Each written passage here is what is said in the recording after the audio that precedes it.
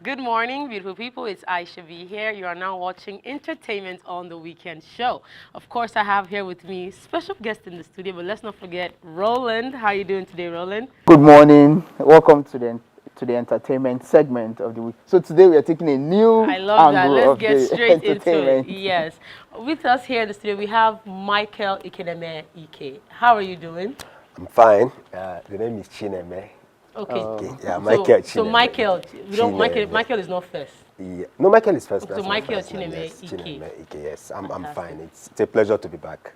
Good to have you back on the Weekend Show. Thank And you. you're a film producer, creative director, and now you're back with another documentary. And this is quite special for women and young girls around Africa because the documentary is focused on period education and the health of periods in poverty areas like rural parts of Africa. Yeah. And you've been going around sharing this with students, children. So just tell us, what started this idea of documentary Flow with Pride? Okay, so basically, aside from being a filmmaker, I do, I have a small foundation. So we try to do some things like maybe if there's a rape somewhere, we do a little protest. We organize some talent festivals in Anambra. And then on Menstrual Hygiene Day, we go with pads, which every organization does. So, but then I discovered something.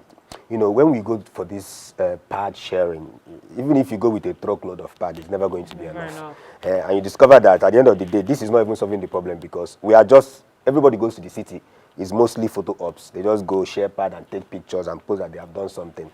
So at a point, I was like feeling, what can we do? Like, how can we do a lasting solution to this problem? I can't do much. I'm not a politician. I don't have money. But as a filmmaker, I just felt like maybe I can add a voice to it. So it was basically just to get the stories of how this thing affects girls.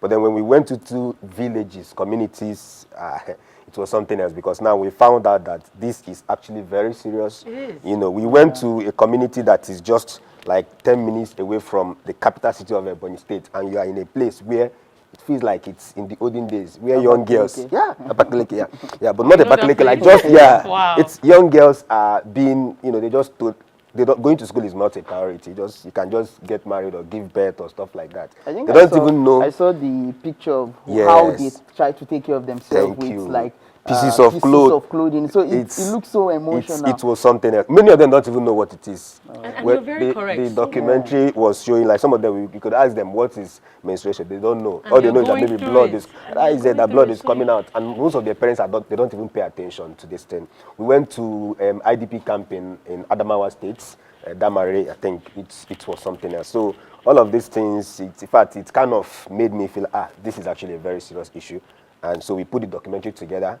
And we'll be releasing it so for the public to see. Maybe it could inspire some kind of It change. will, I don't know. definitely. So I like the fact that you're taking it beyond the sharing of material, Yes, relief, very and also important. taking it like an initiative and enlightenment and Yeah. telling them how personal hygiene and how to take care of themselves. I think Exactly. I like that part. And also I saw that you've been around Kanu and also one Yes, of the Onitsha, African countries. Enugu. yes, You've been yes, going yeah. around a I've been. lot. So I've I been believe traveling. what are these stumbling blocks or let's say challenges that you pass through trying to navigate and get through to these rural areas?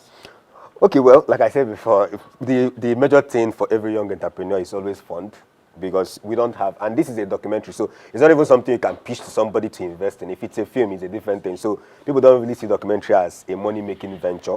So we'll always have the issue of funds.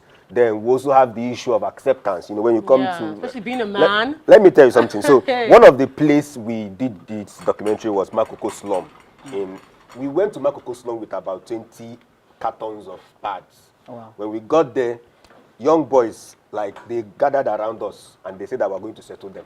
Before you can Before gain they access. said, was it 500,000 or something like that? Like, we brought free pads to share to the young girls there, maybe get their story. They say we're going to settle them. It was very serious that even when we finished the document, when we finished like getting one or two story, they say we're not going to need. They smuggled us. I had to show them my accounts. What said was in my there's no account? money. They said I should send everything. I sent Wow. it.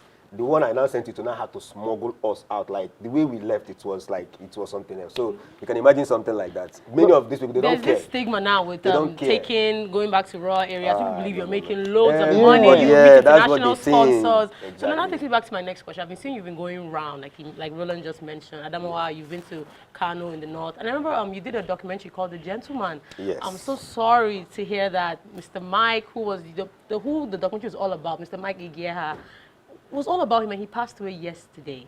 How do you feel now, being able to tell his story through culture, through celebration, and now he's gone? How do you feel about that? Okay, well, I think this is one of the reasons why I love that I do more documentaries now. I also do other films, but I feel like documentaries, these are real stories that connect to people. And I feel sad that Gentleman died, but then I kind of feel a little bit fulfilled because we were able to do this when he was alive. That was the purpose of the documentary. He's an amazing actor. He's a legend. Yes, yeah. So that was the purpose because I just felt like in Nigeria, in fact in Africa, we don't celebrate our legend. But the moment they are dead, airport will be named after them. Airport will be named after them. Street will be named after. So I just felt like this man has done so much. And in fact, I started that documentary about 2 years before that brain jotter trend. So I was already doing the documentary. I was already documenting everything. Before I think it's also paramount to also make the viewers understand that this legend we are celebrating is the trending song from Brain Jotter, Yes, so he's the one. He's the one. So I'm happy that we were able to do something, and we did it when he was alive. We celebrated him, and the documentary has screened in Harvard University. There's also a university in Canada that is also trying to screen. So I feel like we've given him that honor when he was alive. Thank God Brain Jotter did what he did. His songs resurfaced. And you're doing well yourself. So it's a good journey. I feel like it ended well. It ended well. So right before we go, we don't have much time. If you can just walk us through the screening. The Actors Guild, I believe you're a film producer and you belong to that union. No, I'm a member of the Directors Guild. Okay, you're the Roland member. and unions and associations. No, because that challenge he passed through in that place, I think the union should have been able to sort you out from there. Yes. But where my question is going to, with the present technology and the streaming platform, how do movie producers get back their funds? Okay, well, it's quite a challenging time, but then I believe that the most important thing is you just have to do a very good project. Yes, when you do a good project, there's challenging things like Netflix leaving Nigeria, Amazon Prime leaving Nigeria, but then we have YouTube. It's as common as maybe. It's open to anybody. You can do anything and put on YouTube, even social media, Facebook page now. So I believe that filmmakers, especially young filmmakers, should just prioritize these ones, keep putting out good projects, and one of these days, your project could just maybe you tell us more about the screening. But to round up. On Monday 16th at Thought Pyramid. It's a free event. It's a free event. We just want people to come and watch the documentary.